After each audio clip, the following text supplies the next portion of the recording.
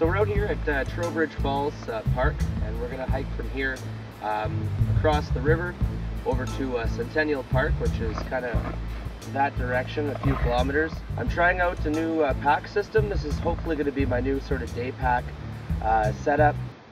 So as you can see, I've got a little vest here. This is Walmart's version of the tactical vest, and it's actually probably designed originally for fishing. But I thought it's great. It's got, I think, 32 pockets on it or something like that. GPS, I can keep my camera and compass and things like that in here. This pocket here is my entire cook kit. I got my cup, my stove, fuel. I've got some coffee in here, pre-mixed, ready to go. This pocket here, I've got a seat cushion, one of those Thermarest blow-up ones, and I can carry a lot of stuff in here. Because it's going to get a lot warmer as the day progresses, it's only about 10:30 in the morning right now. I've also got a bum bag that I brought with me, and that's got 2 extra thin layers just in case we stop and set for a while. And I've also got extra room in here that I can take off this outer layer, stuff it in there, and I don't have to worry about carrying anything. The only thing I got to worry about carrying is you and the camera. So I'm just waiting for the other group members to arrive. I came a little bit early just so I could film this portion of the video, and I'm going to walk down that way a little bit and see if I can get some snapshots of the river before the rest of the group shows up.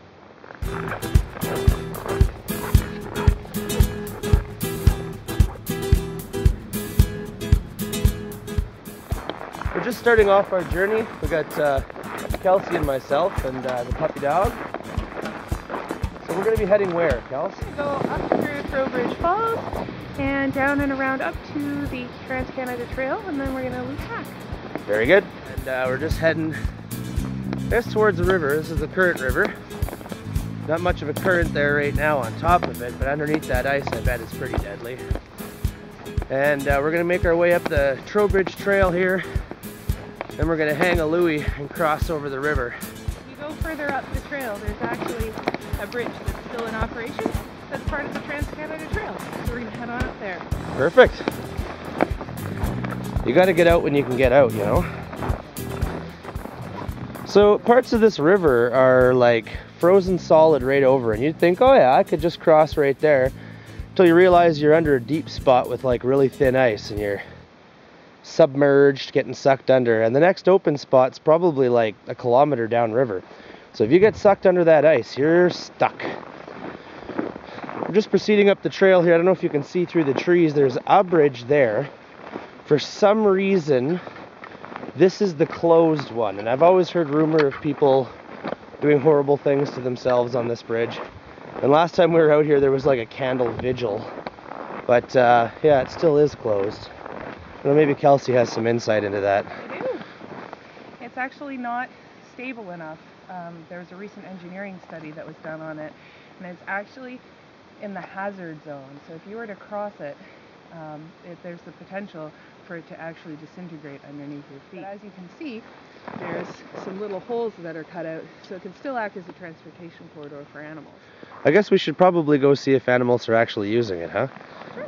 2 things. If you were a hobbit, number 1, you could walk through this fairly easily. Number 2, you wouldn't be heavy enough to destabilize the bridge as a hobbit, I don't think. Yeah. And Kara's going to test it out for us. Anyway, lots of little footprints on there. They have awesome mushrooms in there. Oh, okay. Well, the awesome... Edible, wild, non-hallucinogenic kind. There we go, okay. They say Trowbridge is haunted.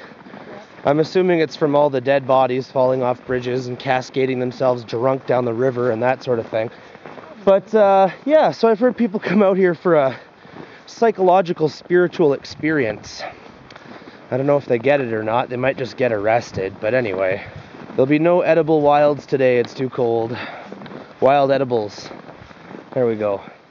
Kelsey just pointed out there's a squirrel nest up there in the tree.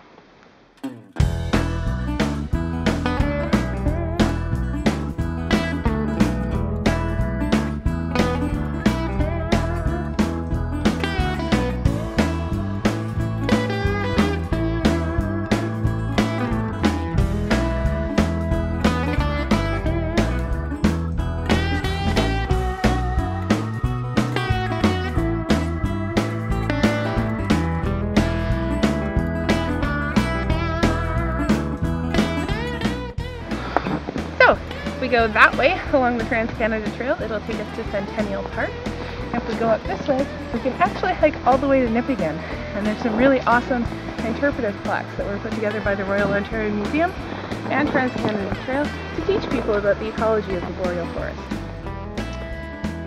So I know we're all very trustworthy and stuff of our usually cold winters up here in Northern Ontario. But there's a lot of usage on that little stream down there. Snowshoeing, yeah, okay, I guess this section probably is pretty solid right now. But people are cruising around here on four-wheelers. Stay away from rivers, guys, if you don't know that it's going to be solid.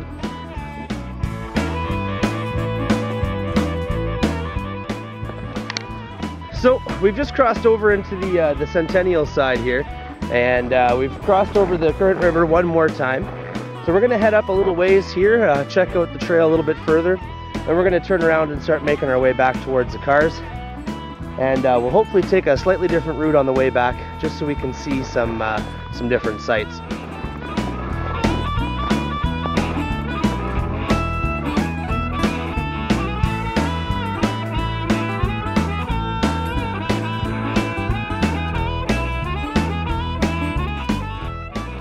So we've come full circle here. We're just emerging at the Trowbridge Falls campground, and as you can see, it's well used. A lot of people love to come out here. Judging by the tracks on the trail, somebody with a stroller was out here. It's beautiful out here. So we're just finishing up our hike, coming back to the parking lot. The last couple steps. It was a beautiful day out here today. Too bad we can't stay out even longer, but I gotta get to work unfortunately this afternoon, so buzz around the house for a bit, maybe get this video edited up, and that'll be my day. Anyway, thanks a lot for joining us.